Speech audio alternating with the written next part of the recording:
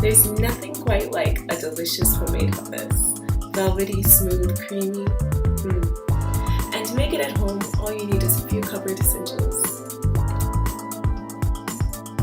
Some canned chickpeas, tahini, olive oil, salt and pepper, lemon juice. It's gonna be so good, and I'll show you just how simple it is to make it. There's nothing better than a velvety, smooth, and savory hummus. And today, I'm whipping up a batch in my home kitchen, and I'm going to show you just how simple it is to make. Thanks to my wonderful food processor here, it is going to be the star of the show today. So let me show you what I've done. I have taken one can, about an 800 gram can of chickpeas that I've drained and rinsed. And so I'm just going to add those right into my food processor.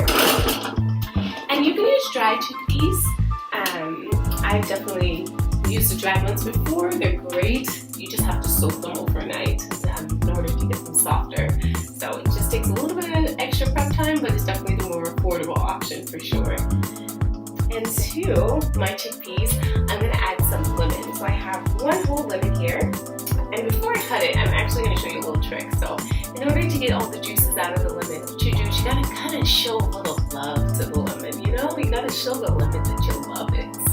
So what I do is I take the lemon and I take one palm and then the other palm on top of the other, and then I just roll it back and forth. Super simple, not rocket science, but it actually helps soften and release some of the juices of the lemon. And that's it. So now I'm just going to cut it in half. I'm going to juice it, and I'm juicing it the old-fashioned way. I got a fork, I got a little glass to catch some of the seeds, and I'm going to get juicing. So I love a good hummus, and I love some of the different flavors that they make out there. They got the black olive, garlic, the sun-dried tomato. There's so many different types, but honestly, I love the original. I think it's my favorite. It's so wonderful, and with tahini, I love the flavor of tahini, but then chickpeas, it just tastes so natural and so fresh. So, can't beat it, but you could definitely make your own flavored hummus at home. It's also very simple to make as well. Alright, I got some lemons all juiced, and this also helps me catch some of the seeds, so I'm just going to pour it right over the chickpeas into my food processor and catch the seeds before they fall in. Awesome. And then to that, what I'm going to do is I'm going to add some olive oil. So I'm going to start with a couple of tablespoons, and then as I continue to blend it, I'm going to see what it needs. So I'll just drizzle it right on top. And it's really good it's really actually worth splurging for a really good olive oil, especially for a recipe like this. It's so few ingredients that it's actually really worthwhile if you could just get the best ones that you have available. And then next up, I'm going to add some tahini. I love tahini. I'm crazy about tahini. I've added it to salads. I've added it to hummus, of course. I love to just dip bread in it. It's delicious. And I definitely recommend that you give it a try.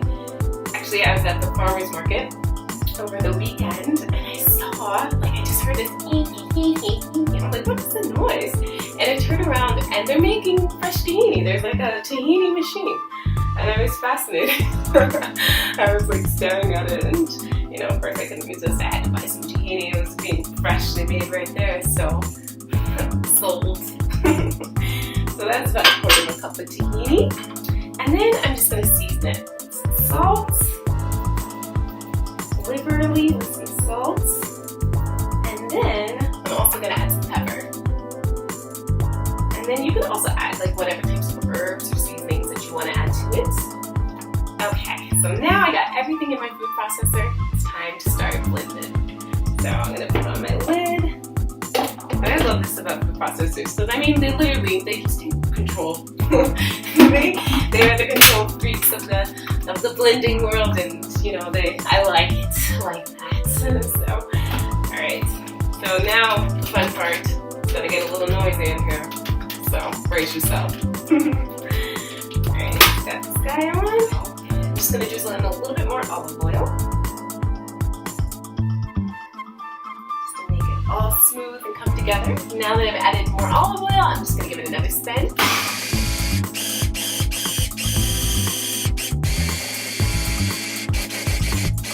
Alright, now that we've blended it so nicely, it's time for a taste test. What do you think? Okay, this is simple, and I'm just going to get my spatula all in there.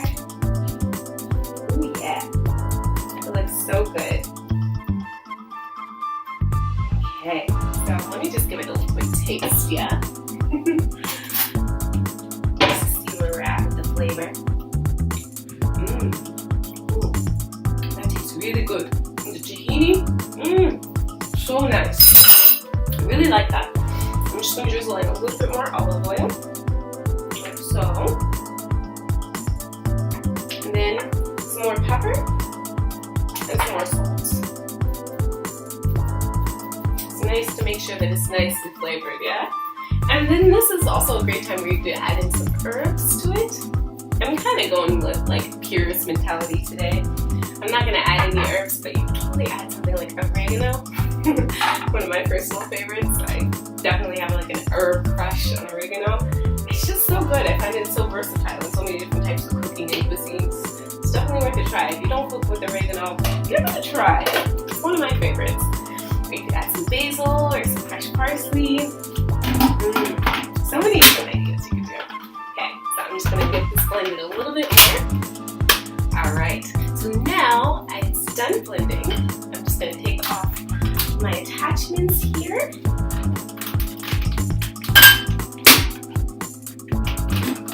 Like so. So excited. Can you tell? Alright, and look at that. I got a nice, beautiful blended hummus. So, what I will do is just take out my chopper here. It's like a little mini helicopter, yeah?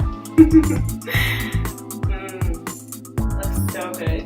This is going to be so great. With some cucumbers, some carrots, some pita bread. That's my kind of party. So I'm just going to plate it up here in a little bowl. Like so. Looks so good. Smell the tahini. I love it. And then what I like to do is just add a little drizzle of olive oil on top.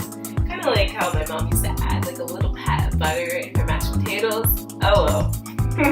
Let you know what's inside, yeah? A little drizzle right on top. Also keeps it nice and moist. And then that's it. Ooh, what a note how simple it is to make a batch of homemade hummus. And now, time for the final taste test. Yes, there can be 2 taste tests, absolutely. Bigger spoon this time. I won't mess up the pretty bowl. So velvety, smooth, and delicious. I love it. Give it a try. Homemade hummus. It's a delicious classic that you need to add to your cooking repertoire. Enjoy.